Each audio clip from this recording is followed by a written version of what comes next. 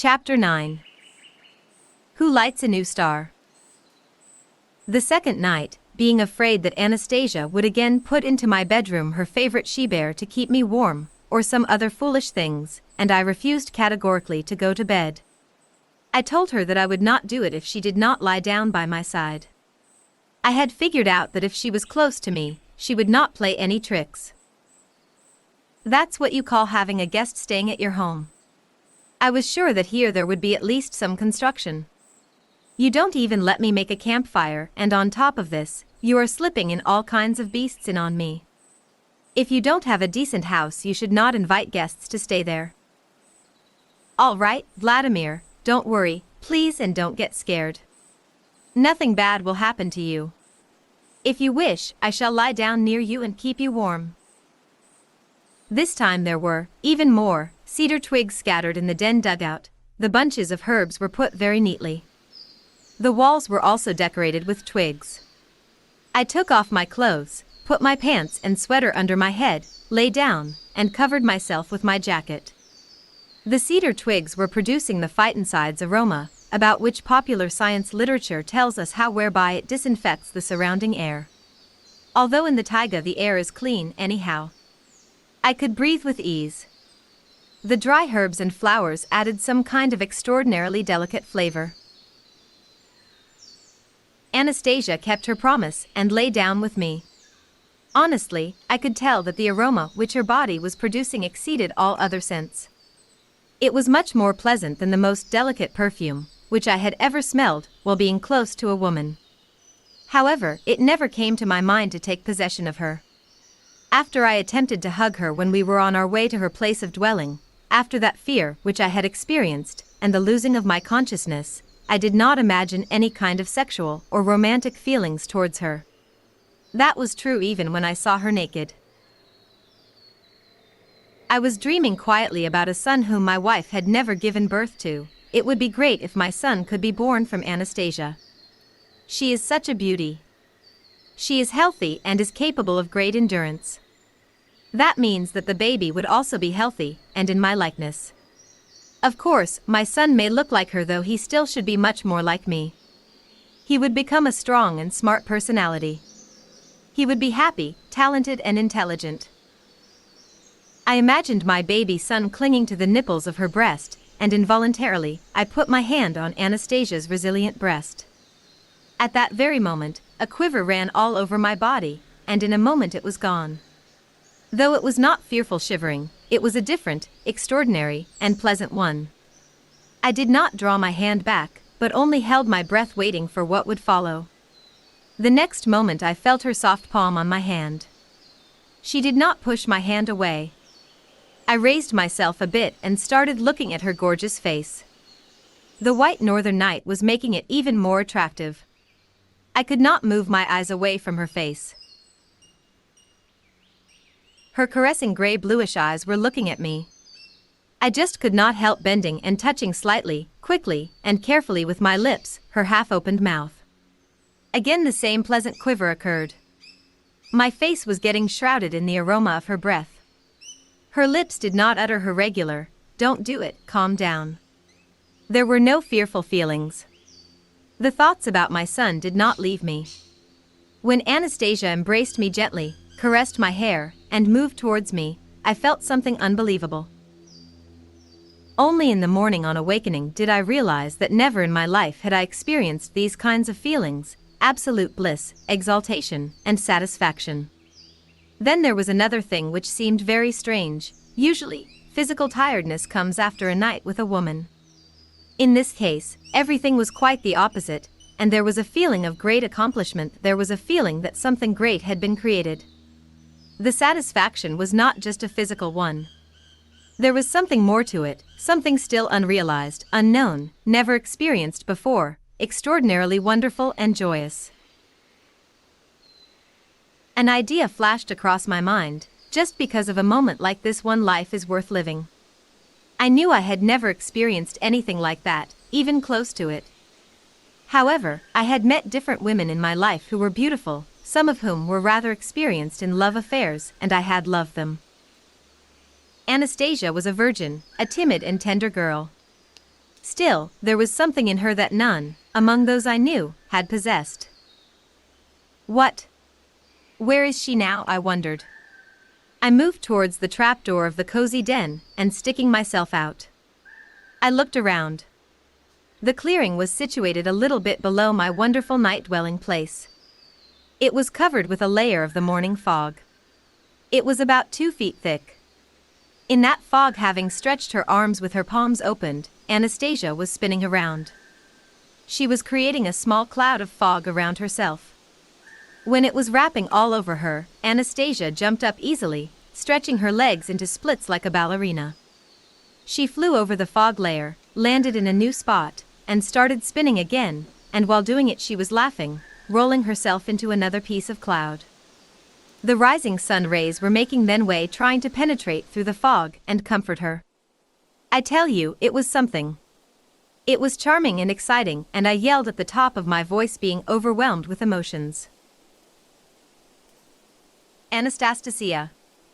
Good morning to the fairy of the forest. Anastasia. Good morning, Vladimir, she shouted back gaily. It is so nice, so beautiful now. Why do I feel like this? I was shouting at the top of my voice, putting in it all my power. Anastasia raised her arms, greeting the rising sun, laughed with her happy, alluring laughter, and shouted back to me and somebody else above in a singing voice. Only for a man, the only one out of all living beings in the entire universe, it has been given to experience something like this. Only for a man and a woman who had wished sincerely to have a baby together. Only a man who is experiencing this kind of feeling can light a new star in the sky. Only for a man striving towards creation. Thank you. Then she turned to me and added, addressing only me, only for a man who is striving for a creation, and not for the satisfaction of his flesh needs. She had an outburst of laughter again, with her catchy laughter, jumping up, stretching herself into the splits, she started to hover over the fog. Then she ran up to me and took a seat next to me at the entrance of the den. She started to comb her golden hair with her fingers. So, you don't believe that sex is a kind of sin? I asked her. Anastasia was quiet for a while, then looked at me with surprise and replied, Do you think that it was the kind of sex they mean when using precisely this word in your world? If not, then what is more sinful, to give in and let a man come into this world, or abstain from it, and don't let a man be born into the material world? A real man? Well, I went deep into thinking. Really, that night's intimacy with Anastasia was impossible to classify by the habitual word sex. What was it then? What is the proper word to use? I asked her again, why has nothing of the kind ever happened to me before and, I guess, to many other people? Well, you see, Vladimir, the dark forces are trying hard to develop in man vile, mean motives, and lust of flesh just to prevent him from experiencing the divine grace, the gift of God. They are trying hard to use all possible ways to make him or her believe, by suggesting the idea of effortlessly getting satisfaction, just thinking of satisfaction. By doing it they are leading a man away from the truth. The poor, deceived women, who not even realizing it, for all their lives are getting only suffering, trying to find their lost grace and bliss. They are looking for it in the wrong direction. No woman will be able to keep a man from lechery if she gave herself up to him only to satisfy his carnal desires. If something like this happened, their joint life will never be a happy one. Their union, a poor illusion of togetherness, is a lie. It is a falsehood, though widely recognized by conventional society. As for the woman herself, she turns into a loose one right away, no matter whether she is married to the man or not. Oh, humankind has invented so many kinds of laws and conventions trying to strengthen this false union by artificial reanimation, ecclesiastic and secular ones, but they don't help.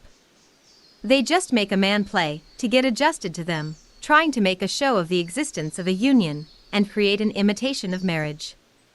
The inner intentions were always unchangeable and never depended on anybody or anything. Jesus Christ had realized it. Then he tried to emphasize it by saying that anyone who was looking at a woman with lust is already committing adultery with her in his heart. Then all of you, taken together, recently tried to hold up to shame the one who had left a family. Although nothing in any kind of situation could stop a man from searching intuitively for this grace, once experienced, he or she is looking persistently for this great satisfaction despite all kinds of obstacles. A false union is horrible because children are involved. Do you understand, Vladimir? Children. They feel artificiality, the mendacity of such a union. Children start to doubt everything their parents say to them. Children can sense a lie subconsciously when they are still in their conceptual stage. Because of it, they feel bad things.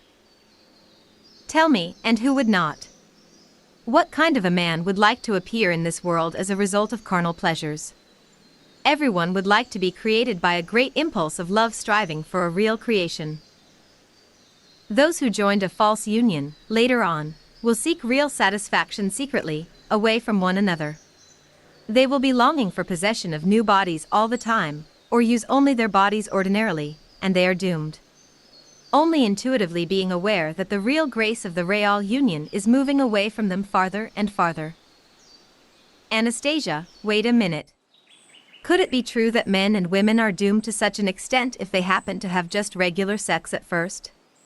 Is it possible that there would not be any way out, no opportunity left to correct the situation? Why, there is an opportunity. Now I know for sure what to do. Where and what kind of words should I find to express it, to put it into words? I am searching for such kinds of words all the time. I was looking for them in the past and in the future, but I've failed to find them. Maybe they are quite near, somewhere here? They are about to appear, new words are ready to be born with the ability to reach the heart and mind. The new words to express the ancient truth of the original sources. Well, don't get frustrated, Anastasia. Try to tell me using those words which are available, at least approximately. What else is necessary for real satisfaction besides two bodies? Awareness. Mutual striving for creation. Sincerity and purity of striving. Where do you get all this knowledge from, Anastasia? I am not the only one who knows it. The enlightened souls like Valas, Krishna, Rama, Shiva, Christ, Allah, Buddha were trying to explain to people the essence of all existence. Now, what's that? Did you read about them? Where? When? I did not read about them. I just know what they have said, what they were thinking about, and what was their mission, what they wanted to accomplish. So, according to you, is it bad just to enjoy sex? Very bad. It leads a man away from the truth, destroys a family, and a huge amount of energy goes nowhere. Then why do they publish such a great number of magazines with naked women in erotic poses, and produce movies with sensuality and sex? They are a great success and in great demand. The demand gives rise to supply. What do you mean? Do you want to say that our humankind is absolutely wicked? Humankind is not wicked, but the mechanism of the dark forces, eclipsing the spirituality, provoking carnality, is very strong. It brings a lot of troubles and suffering to people. It works through women using their beauty, the destination of which is to awake and support the spirit of a poet, an artist, and a creator in man. Because of this very purpose, a woman herself should be pure. If there is no purity of feeling, then an attempt of attracting a man with the help of other sexual charms comes forward. The purpose of it is just to get a man with the outside beauty of an empty vessel. By doing this, she tricks a man. She is inevitably going to suffer for this trickery all her life. How come? Couldn't mankind manage to overcome this mechanism of dark forces through the millennia of its existence?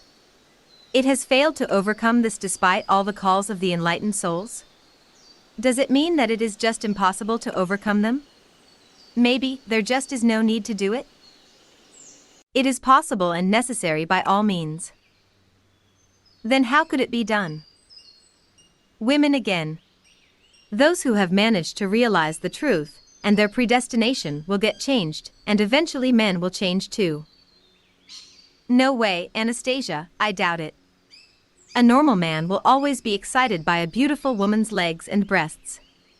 especially when on a business trip or vacation he happens to be far away from his woman. That is the way. It just happens. Nobody can change anything in this case. So it's one-way traffic. But I have already done it for you. What have you done? From now on you will not be able to be involved with pernicious sex. A horrifying thought struck me like lightning, and started to reverse the wonderful feeling which was born inside me the previous night. What have you done to me, Anastasia? Tell me. What? I am now. What am I now? Impotent, I uttered. Zero, and the contrary, you have become a real man now. Just regular sex will be repulsive to you. It will not bring you the feeling you have experienced that night, as this kind of feeling could be possible only in the case of a desire to have a baby. The woman should have the same desire too. She should love to desire a baby from you. Love me? Well, under such conditions. During a lifetime it could happen only a couple of times. That's it. It is quite sufficient to be happy within your entire life, trust me. You will realize it. Anastasia stretched her arms towards me and tried to move closer. I jumped quickly away from her into the dense comber and shouted out, "Stay away from the exit, please." I ask you nicely. She stood up. I crawled out and backed up from her a couple of steps. You have deprived me maybe of the main pleasure in my life. Everybody is longing for it, everybody is thinking of it, even if they don't speak aloud about it. It is just an illusion, Vladimir, all these so-called pleasures you are talking about. I've helped you to get rid of a terrible, pernicious, sinful attraction. Whether it is illusion or not, who knows? Anyhow, it is a pleasure universally acknowledged.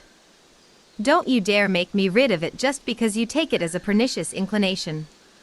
Otherwise, when I get out of here, I will forget about any relationship with a woman. No drinking. Having a nice snack. No smoking. Thank you. The great majority of people in everyday life are unaccustomed to these conditions. Well, what is good in hard drinking, smoking, senseless and pernicious digesting of a great amount of animal meat, since there has been plenty of vegetation created especially for man to live on? Now look here, why don't you live on your vegetation, if you like it, and leave me alone? For many of us, it's a pleasure to smoke, to drink liquor, to enjoy a nice meal. It is recognized and accepted by everybody. Do you understand? Accepted. This is the bottom line. That's it. Look, Vladimir, everything you've mentioned is bad and pernicious. Bad? Pernicious? All right. What if my guests come to my house to celebrate some special occasion? They sit down at the table and I would tell them, "My dear friends, will you help yourselves to some nuts, have a bite of an apple, enjoy a glass of water, and no smoking." Then it will be really bad. When you invite your friends and as soon as they come, is it the most important thing to do right away to invite them to sit down at the table and start drinking, eating, and smoking? It does not matter whether it is the most important or not. It is just universally acknowledged all over the world, by all people. In some countries, there is even a special traditional dish like a roast turkey for a certain holiday or occasions. It is not recognized by everybody in your world. Well, maybe not by everybody, but as for me, I live among normal people. Why do you believe that your surroundings consist of the most normal people? Just because they are the majority. It is not a weighty reasoning. It is not a weighty one for you because it is impossible trying to explain anything to you. My anger towards Anastasia was vanishing. I recalled everything I had heard about new medical remedies. I remembered about doctors, sex pathologists, and a comforting thought came to my mind. If she has done something which somehow caused me any damage, the doctors would be able to help correct my problem. So I said, "All right, Anastasia, let's make a bargain. I am not angry anymore. Thank you very much for the wonderful night. Only in the future you had better not try to get rid of my habits and addictions." As far as sex is concerned, I'll fix it with the help of our doctors and modern medicine. All right? Now let's go bathing. I walked to the lake, enjoying the morning forest. A good mood was returning to me again, and as for her, it's unbelievable. Can you imagine? She followed me and said all of a sudden, "Medicine and doctors will not help you. To change you back the way it was before, first of all, they would need to erase from your memory file everything that had happened and the memory of experienced feelings." Being shocked by this news, I stopped and screamed at the top of my voice, "What? Then why don't you undo it?" "Sorry, I can't undo it either." And again the feeling of blind fury overwhelmed me. You are an insolent woman. You are interfering in and messing with my life. Here you are. You are ready to make dirty tricks but correct them by deleting them. I can't. Isn't it something? But I haven't done any dirty trick. Didn't you want to have a son of yours so much? Although many years have passed by and here you are, you still don't have a son. No woman in your life could give birth to your long-awaited son. A desire to have a child from you, also a son, has come to me too. Even more to it, I can. Then why do you think beforehand that you will not be well? How do you know? Maybe you will realize it sooner or later. Don't be afraid of me, please, Vladimir. I am not interfering with your psyche. It happened all by itself. You have got what you had wished for. Your wish has come into the material. If there is one thing which I would like to help you with very much, it is to get rid of, at least, one mortal sin. Now again. What kind of sin, I wonder? Pride. Well, I tell you. You are a strange woman. Your philosophy and way of life are inhuman. What do you see in me which is not human, that scares you? First of all, you are living in this forest all by yourself, communicating with plants and animals. There is nobody in our world whose life can come even close to yours. How come, Vladimir? Why? Anastasia started to speak excitedly. What about Docniks 1? They also communicate with plants and animals, but yet they do it unconsciously, without being aware of it. Later on, they will realize it. The process of realization has already started with many of them. Well, and here we go. She is already a Docnitsa, and this beam of yours. You don't read books, but you know a lot. It is a kind of mysticism. Just a minute, I'll explain to you everything, but take your time, not all of a sudden. It takes time, you know. I am trying hard, but I can't find the proper words, the understandable ones. Please, trust me. Everything I do is quite absolutely human in distinctive features. It was given to humans long, long ago. It is their primordial bond. It is in our primordial source files. Everybody can do it. Well, anyhow, sooner or later people inevitably will return to it again. The process will slowly take place when the light forces overcomes.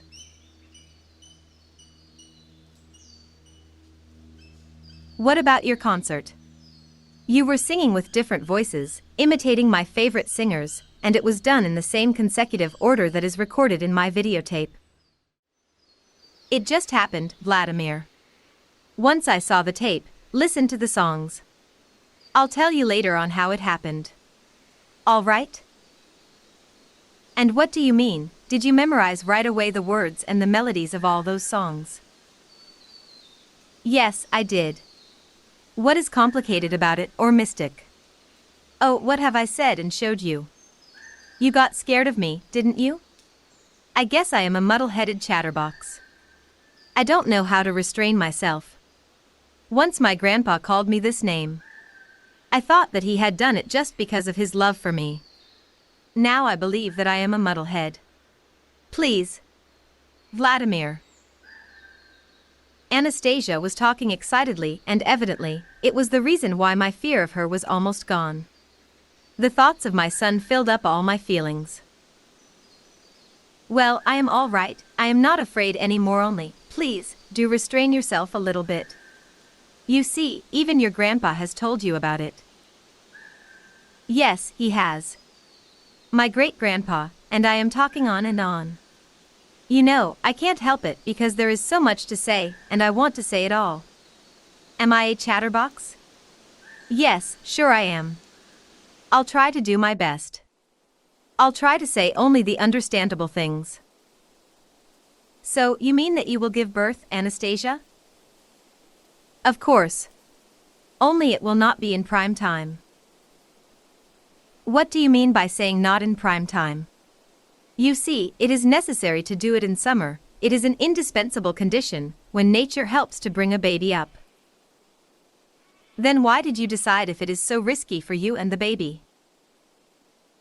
Don't worry, anyhow, the son will live. And you? And me too. I'll try to stay till spring comes, and then everything will come its way. She said that without a shade of sadness or fear for her own life. Anastasia took a run and jumped into the water of the small lake. A shaft of sprays sparkling in the sun raised like fireworks and descended on the clean and smooth surface of the lake. In about 30 seconds her body slowly started coming up to the surface. She was lying on the water with her arms wide apart and smiling. I was standing on the bank watching her and thinking, will the squirrel hear the snaps of her fingers when she is lying together with her baby in other shelters? Will any of her four-footed friends help her? Will there be enough warmth in her body to give to the baby? If my body is getting cold and the baby needs food, it will cry, said Anastasia in a low voice on coming out of the water. Its dissatisfied cry will wake up the pre-spring nature, or at least a part of it, and then everything will be fine. They will bring the baby up. Did you read my mind? No, I just assumed that you were thinking about it. It is quite natural. Anastasia, you have told me that your relatives live nearby. Could they help you? They are pretty much occupied, and they could not be bothered. What is it that they are so occupied with? What are you doing all day long if practically the whole surrounding nature is serving you? Well, I am occupied with. And I am also trying to help the people of your world, those whom they call docniks or gardeners.